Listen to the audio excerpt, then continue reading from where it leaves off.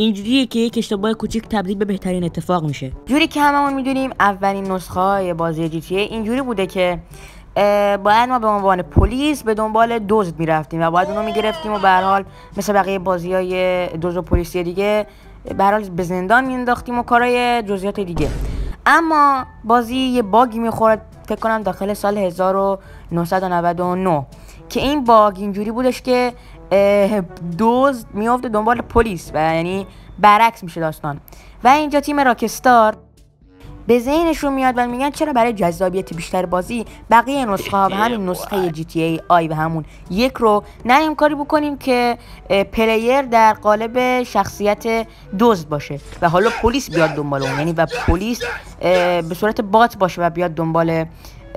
دزد و یعنی خود پلیر و اینطوری میشه که یکی از بهترین بازی‌های تاریخ به پدید میاد. و حالا اگه فکر میکنی سابسکرایب کردن من یه اشتباهه، باید بدونی که